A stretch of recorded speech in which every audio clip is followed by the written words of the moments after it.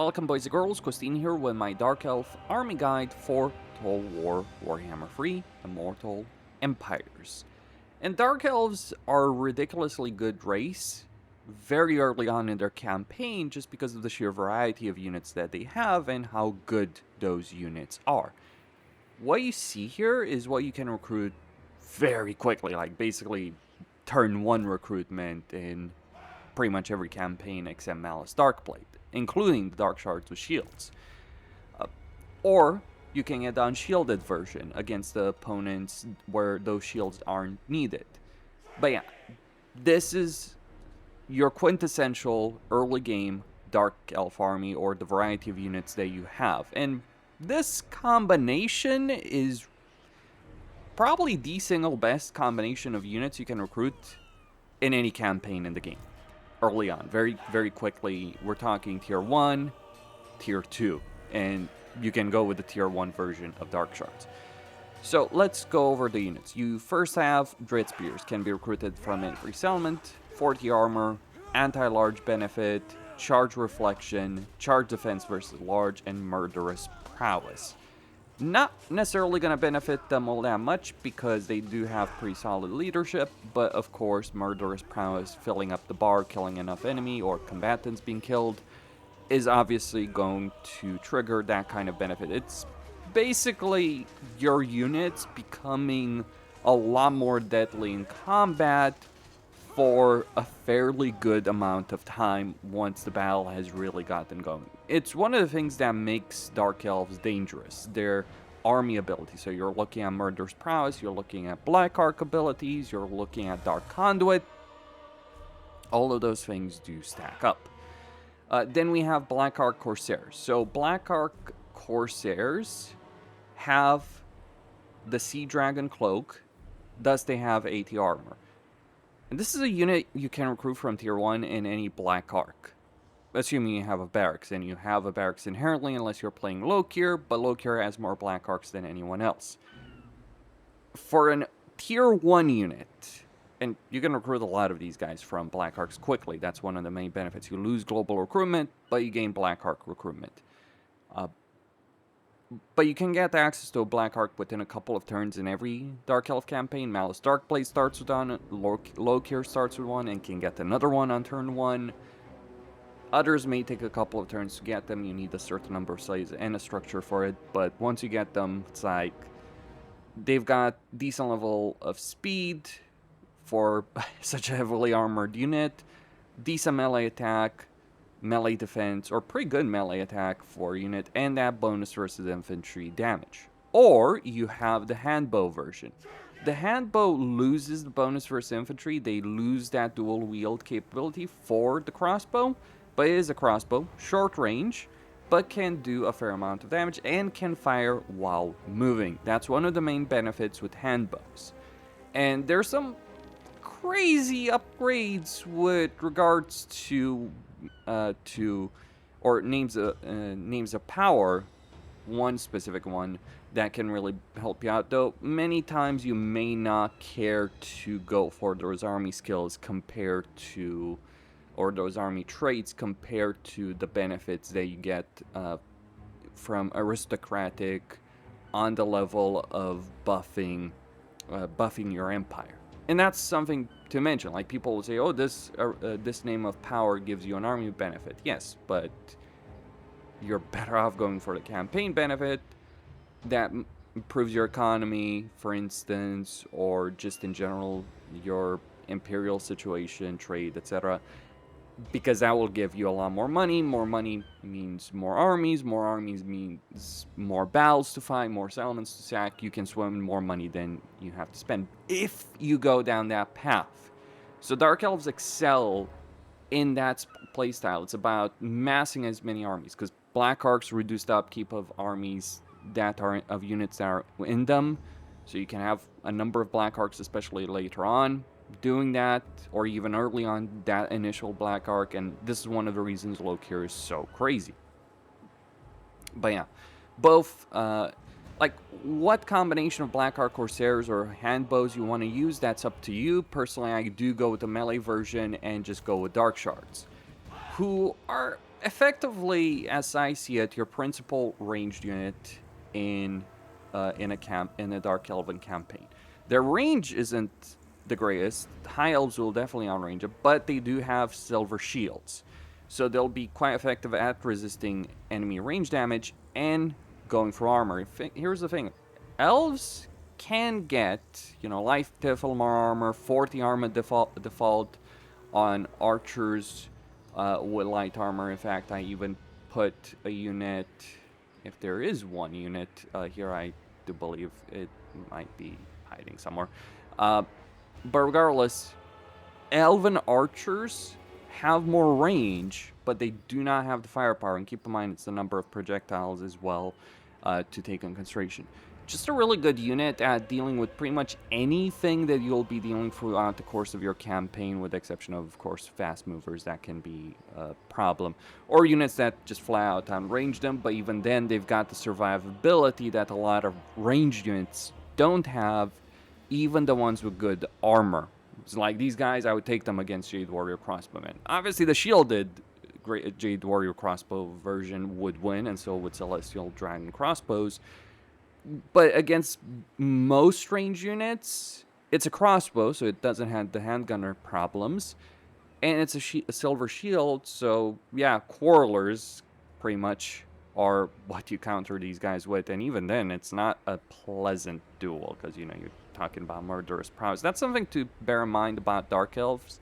You can't compare one unit to another, of one race to another. You gotta consider skills, you gotta consider army ability. So murderous prowess giving them that 20% armor piercing missile damage is a pretty damn big deal, even against some of the most heavily armored targets in the campaign.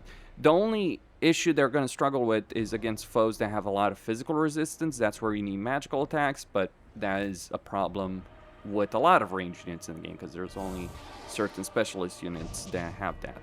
Sisters of Avalorn are a nightmare for a reason. But yeah, that's your early game army, and there's very little reason to deviate from this. A couple, like 2 or 4 Dread Spears for flank protection, dependent on what you're dealing with. A good number of Blackheart Corsairs or hand bows for your melee line. Yes, consider even hand bows as melee units, or hybrid units, whatever. And then Dark Shards with shields behind them to give you that range firepower. Lore choice, I'll be quite frank, there's only really a choice, and it's a choice between Sword and Shield Dreadlord or Sword and Crossbow Dreadlord. The High Beastmaster is flat out not worth it. He's not worth it because his skill line is not great. I mean, getting one of these to just help you recruit certain stuff once he gets a certain rank, sure, keeping him behind, but that's basically it. What about the Supreme Sorceress? Well, she has a Vigor Loss reduction skill that's pretty good, but you're missing the melee skill line. And yes, she does have a Black Dragon, but she's not going to compare in terms of the pure combat prowess, because you're missing that damn skill line compared to both Dreadlord variants. So in general, I never use Supreme Sorceresses. You have a good amount of mage capability of gaining mage capacity in Dark Elven campaign, or hero capacity in general in Dark Elven campaigns. Sure, you're limited by provincial capitals when you're talking about mages, but all the same, the capability is there, so you don't usually need Supreme Sorceresses.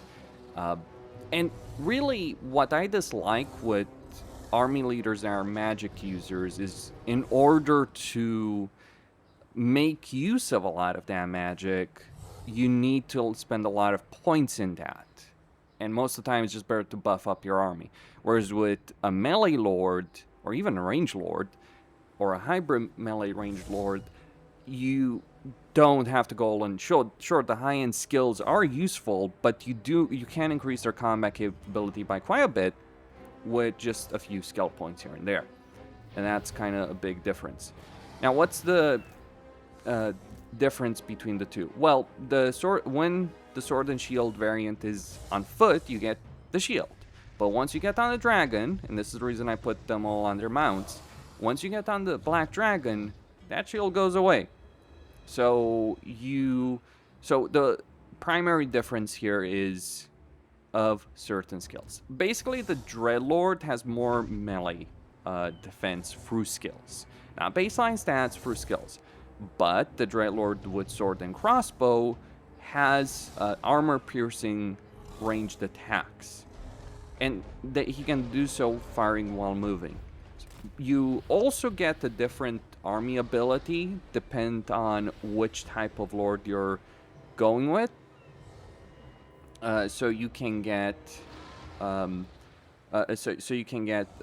volley, or loose as it's called, to just improve your reload capacity, or you can get an army skill, or you can get an ability in their skill line that for the melee version of the Dreadlord that improves melee capability for units. So it's really that kind of specific choice. Most of the time, I admit I've used the sword and shield combination, but I'm thinking for a high-level lord, on once you get the dragon especially, that the sword and crossbow variant is just a better choice. That's where I stand right now. So early game, sword and shield might be better, but then sword and crossbow just eclipses it, really. And I would not use Supreme Sorceresses or Beastmasters.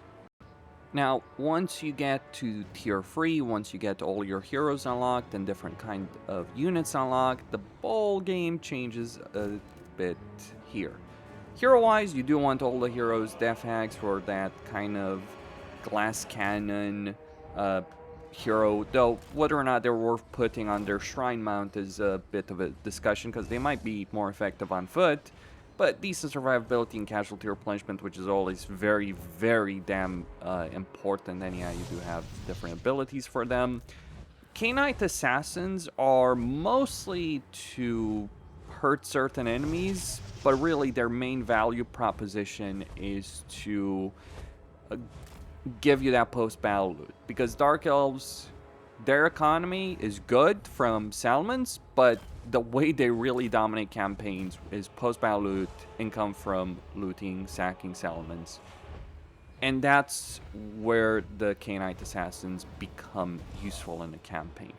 Then we have Masters, your melee hero, not as much of a glass cannon type, just more durable, names of power, all that.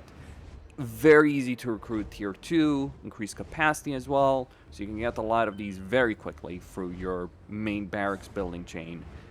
And that's really the value proposition, just a good solid melee hero. And then we have our sorceresses. I personally prefer dark magic, but you do have different schools of magic. You are limited in how many of these you can get, because you can only recruit them and increase capacity for provincial capitals. But still pretty powerful mages. You can get a lot of heroes in Dark Elven campaigns, even though you don't have the campaign victory condition that the Order Tide has of increasing hero capacity by 3 for each hero type. The only downside might be with Morathi, but Morathi gets an extra hero, and the only downside she has is with K-Knight Assassins. Boo-hoo. Big deal. And keep in mind, Morathi, given her starting position, can end up dominating economically more than others, just because she can conquer Ulthuan faster than anyone else, and that's a pretty big deal. But yeah, you want to get all the heroes. You get Masters first. I would prioritize mages and Death Hags. The K-Knight Assassins are just basically there to provide the buff. They're important to have in an army, but don't necessarily go crazy over having to get them ASAP. Unit-wise, combination of Dread Spears, Blackheart Corsairs, and Dark Shards with shields will take you a very long way. In fact, you can get so many armies of these guys so quickly that you can auto-resolve against most opponents. Like, seriously, bring 2 armies of these against Lothern and auto-resolve the freaking Lothern garrison. Or fight it out. But this is the thing about fighting against High Elven settlements, High Elven capitals. The way the towers are arranged and the damage they can also do means you need siege equipment. You need ways destroying those towers. Not so much wall breaches, but just you have overlapping lines of fire in High Elven settlements in Ulthuan, and a lot of them. And so removing some of those towers is essential. And this is where we get the Reaper Bolt Throwers, the only artillery unit you have. It is a shame that we don't have better artillery for field battles. I mean, they can do sustained damage in a field battle, or just in general. They do have those multi-shot rounds you can use, but in essence, This is a unit you just have to bring for the sake of sieges to make your life easier with regards to that. Then there's some other units you can recruit. We do have Dark Riders with repeater crossbows, and the main benefit of repeater crossbows is when you're dealing with certain opponents. I would not recommend using this unit against Elves, but if you're dealing with enemy armies that want to sit on their ass, you can use these guys to go and harass a portion of an enemy army and maybe even get them to follow you. Just kind of a shame they don't have firing while moving, but still they are effective in that role. Then we have Scourge Runner Chariots, who can fire while moving, can do a decent amount of damage in both melee and range, though obviously they lack survivability, they lack melee defense, melee attack to be as effective in that, but they certainly do have speed, and that's one of the big benefits, really, with Scourge Runner Chariots, because it's a light horse sled equivalent, though they're faster. Obviously not as good in terms of pure melee combat capability of a light horse sled, but they are fast, they are effective in their role right there. So that's the reason you may want to get Scourge Runner Chariots and bonus versus large, of course, with the range attacks. Not something to be underestimated. Next up, we have the Blood Rack Medusae, tier 3. I'm not really too fond of them. I find a lot of the time their range attacks kind of just are questionable. The damage theoretically is there, 500 damage, 5 attacks, 5 shots per volley, magical range attacks, physical resistance. Just a really solid unit, causes terror. But again, you kind of need a good line of sight to really make use of them.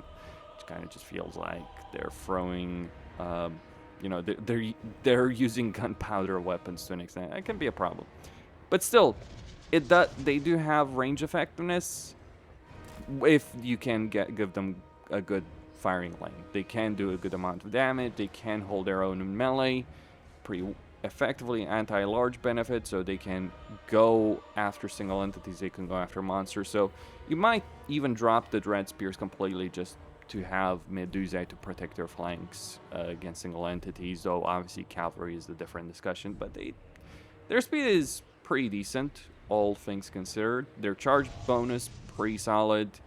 Yeah, just a good unit. And then we have the conversation on Shades, the unit that I'm not really fond of. So basic Shades, I would never use them in a campaign, because what's the main value proposition of Shades? If you're telling me it's their range capability, no. Let me explain why. When you're looking at a range capability perspective. First off, Shades are much more expensive than Dark Shards with shields. Number one. And they're more expensive in terms of upkeep. One will argue that you can get a ridiculous amount of range with Shades because of a name of power and research, and as well as their skill line upgrades for lords. The only benefit I agree with on that is the skill line upgrade, but you have a choice between upgrading Shades or upgrading your Dark Shards with shields in effect. And here's the thing with names of power. As I stated before, you're going to benefit more from names of power to buff your empire, buff your province. That's just going to be better. As for research-wise, the only priority you have in the research tree is getting the Black Ark growth benefit as quickly as possible, which is, by the way, not just a campaign benefit from, you know, supporting province and all that. It's also really a military benefit, because more Black Arks means more Black Ark support abilities for armies nearby. And there's those abilities when you upgrade them, so getting higher level Black Arks faster is a hell of a power benefit. Also keep in mind there's fewer entities per unit of Shades, just only 10. So obviously the range damage of Shades is greater. Yes, number of projectiles and all that, but the main reason Shades are worth bringing, if at all, and not against Dark Elves. Like, that's the factor. Your principal opponents are High Elves. So you want armies that are good against that. That's what you're aiming for, going to Ulfon in every campaign. Even Rakarth, that's the least so. But in every campaign, you are going to be dealing with a high elven ranged army. And archers with light armor.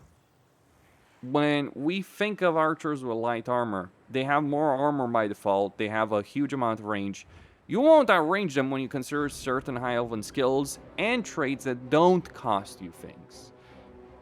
Though, of course, there's always the trade-off because lords can't have administrator, or they can't have administrator, but given that administrator is exclusive to mages, you know, frontline general is not going to have that. But a frontline elven general, princess especially, sure, she doesn't have the melee capability of a prince, but she can get some really ridiculous range traits, and that's something to not be underestimated about the high elves' range power. Besides, like, the trade between these guys and archers with light armor is not a good one when you factor in the cost, armor, durability of units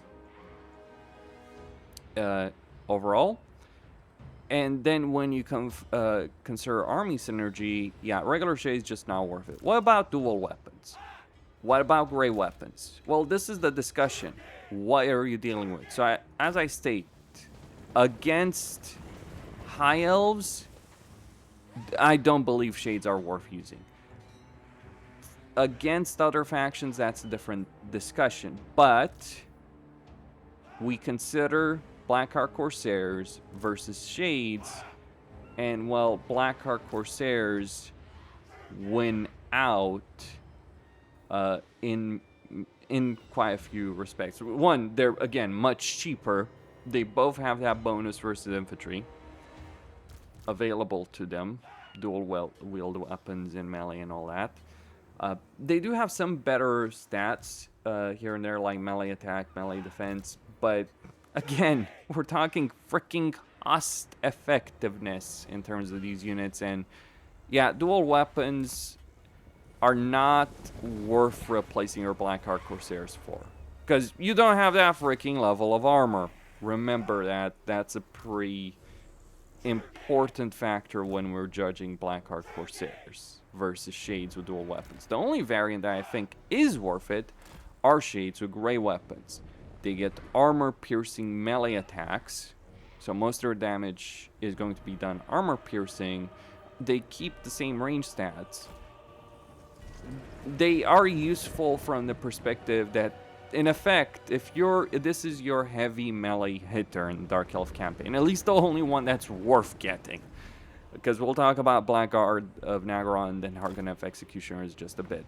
But essentially, if you're dealing with Chosen, you will do a decent amount of damage to enemy melee units before they close the gap, and when they do close the gap, you might outright win against them in a fight if you've weakened them sufficiently before they do so.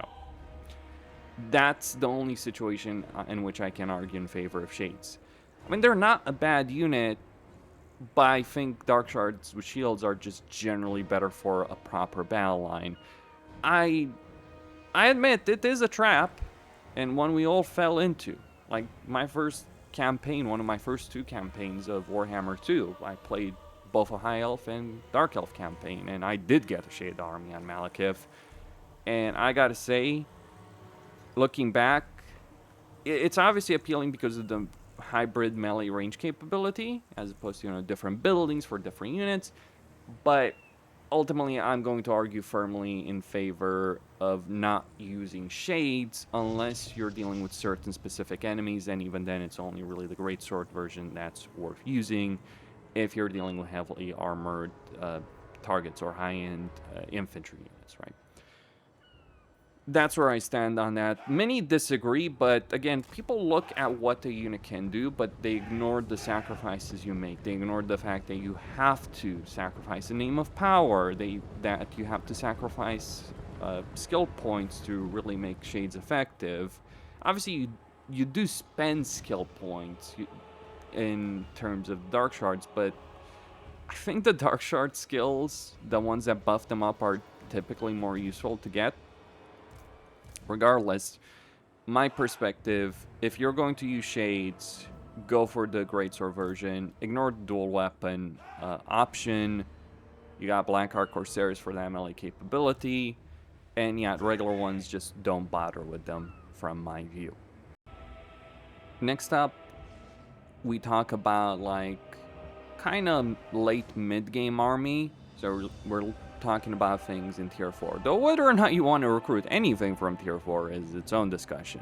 Well, except Hydras, Carapaces, all that. But you do have Harganeth Executioners and you have the Black Art of Nagrand. Both of these are supposed to be elite infantry units, and honestly, I would rather take Chosen any freaking day. I mean, you consider these guys compared to Swordmasters of Hoeth, and I'm gonna say it, they do not compare. Sure, oh, but they do more damage. Doesn't matter. I'll be putting my money on the fucking Swordmasters of Hoeth any bloody damn day. Bonuses of infantry, armor-piercing weapon damage. Sure, you have that too on Harganeth Executioners. You do have a bit of physical resistance. You do have Murderous Mastery for the benefit with Murderous Prowess, basically with the meter filling up. But from my view, it's just not worth it to ever recruit these guys. The cost is not really worth it as I see it. I think you're just better off ignoring both Blackguard and Harganeth Executioners. With one notable caveat here. So, Blackguard, I don't consider them an elite infantry unit. In fact, they lose to many units that are at the same tier. And even earlier, you look at what is available at tier 3. These guys are glorified Jade Warriors with halberds, and the thing is, Jade Warriors with halberds are actually a useful unit to recruit. Whereas these guys, the only reason you'd ever recruit them is if you're dealing with a lot of enemy fast movers and you want to protect your melee line. That's it. You get charge reflection, you get charge defense versus large. That is their principal benefit. If there was a shielded version, sure. But it's basically a halberd unit with a lot of bonus versus large. Good against single entities and monsters, but tier requirements, like if they were tier 3, we could argue how Tsargard, Swordmasters of Hoeth, or Chosen, Skull Reapers, Chaos Warriors with dual weapons, etc. A regular Chosen of Khorne would win against these guys. Chaos Warriors with dual weapons would win this against these guys. Grey weapons would definitely win against these guys. I mean, maybe not the shielded version would win against these guys in a pure melee contest, but it's just like the cost of the unit, the upkeep situation, the dynamics of an army. Getting a couple of them, again, for that role of flank protection can be useful, but that's about it. Then we have Cold One Knights. They're a pretty solid cavalry unit. Decent speed, 48 entities, 90 armor, bronze shield, bonus versus large, most of their damage done armor piercing, getting some benefits of their HP drop to less than 50%, causing fear. All pretty good. This is kind of a stand and fight cavalry. It's the Dark Elf version of Demigryphs.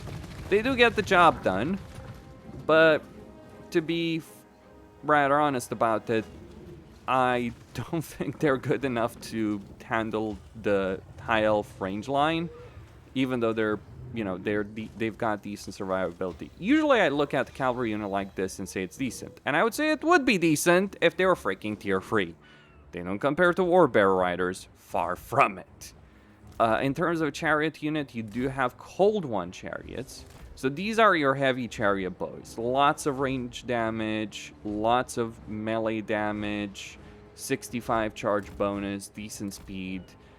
Basically treat them as a discount version of Heavy War Sled. Though, keep in mind, they're somewhat easier to get because even the constructional benefits, like, we can't ignore it. Like, tier requirements do matter in any campaign, but they kind of matter less. So, and I think you don't quite make the same trade-off. Like, the speed there is still pretty solid for a cavalry unit, all things considered. Then we have Feral Manticores.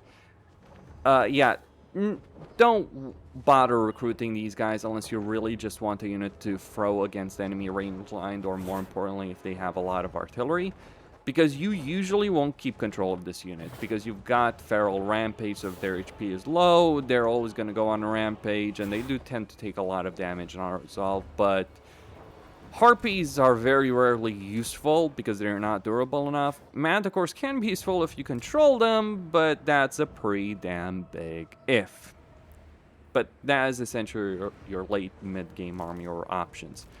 Yeah, I just don't think these guys are worth it. And look, for flank protection, Blackguard can hold against elite cav units, true, and against powerful single entities.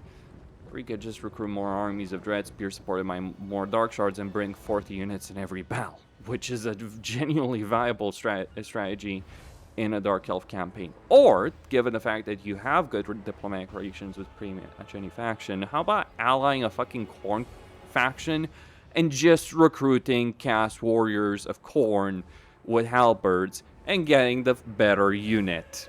Don't even get me started with Grey weapons, just for that role. Not too many of them. This is kind of the problem with these two units. Like, again, if they were tier 3, different discussion, but they're not tier 3, they're tier 4.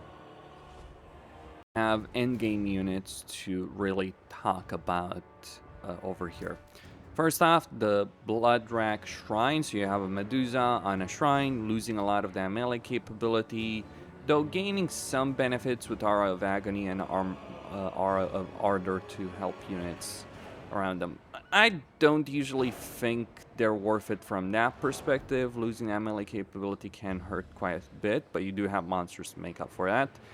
And really, Medusa are mostly best used trying to make them work from a range capability, because they do a good amount of range damage. So that's a factor. And you do have firing while moving, which is not something to ignore in with a unit like this.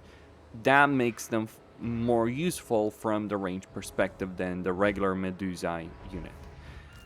Next up, we do have your War Hydras, your Charybdises, and Black Dragons. Let's go over what these units do individually. The War Hydra is a nimble enough single entity on the ground. You can't fly, but you do have a breath attack, you do have armor-piercing weapon damage, decent level of survivability, and also regeneration, right? If your HP drops then less than 50%, because that's what Hydras are kind of known for. That's where they're useful right here. They're useful to throw into the middle of an enemy army, an enemy infantry army, and just watch them go to work. Charybdises have a different role. So whereas Hydras are about a fight against an enemy blob, Charybdises have a different purpose. They can debuff the enemy, they can cause terror like Hydras do, but the significant benefit with these guys is they're a monster duelist, or an anti-cav foe if you want to view it from that. They get 30 anti-large, they got poison attacks as well, so what you really want with Charybdises is to have them go after single entity monsters, or maybe elite cavalry, or both in a battle. That's their role, that's what they're good at. They're not as good at staying in a fight as a Hydra. Keep that in mind. In a fight against a large number of foes, a Hydra is usually going to do better in that respect. Flaming attack, flaming fire breath helps right there, as well as a couple of other things. But still, they can hold their own in most situations, but that's their dedicated role. Black Dragons are your elite big boys. Normally, I don't like putting tier 5 units in a high rank, but you do have breath attack, and it's really the only flying unit you have that's really, really worth recruiting. That's the reason Black Dragons are always worth getting in a Dark Elf campaign. Corrupt dragons, really, by magic. Finally, we do have Cold One Dread Knights. Another high-end unit in terms of tier requirements, but this one is good, really good.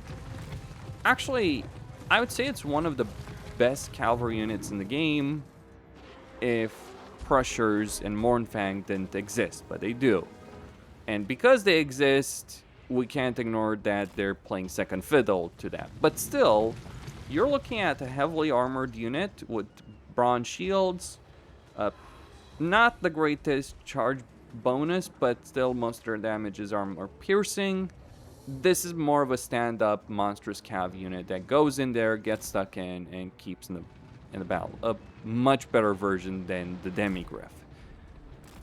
Except, but that makes sense because it is a tier higher. And, you know, it's kind of silly thinking about Grail Knights and Grail Guardians. I'd easily take these guys against both Grail Knights and Grail Guardians, and I bet that they'd win in most situations.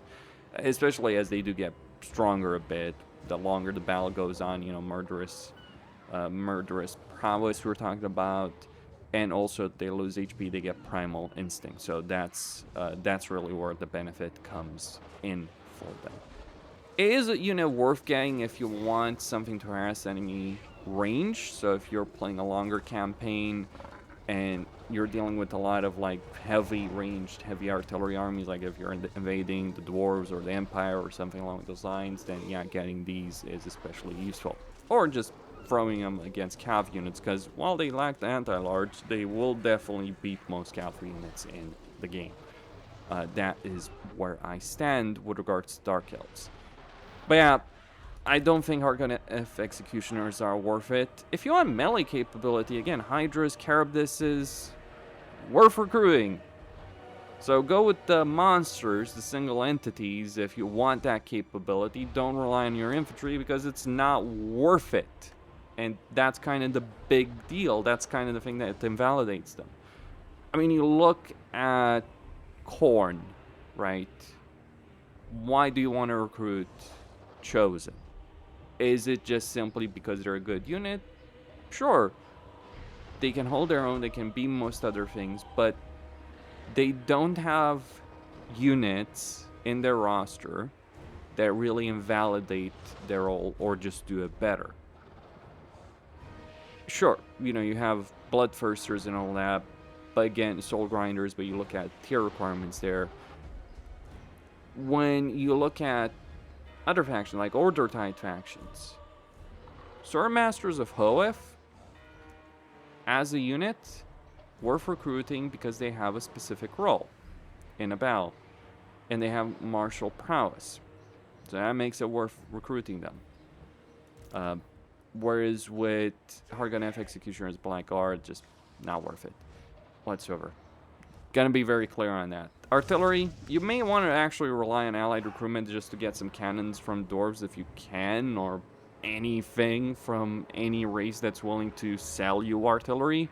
Because to be honest, these Reaper bolt throwers don't scale well later on in a campaign. That's all I had to say. Costin, signing out.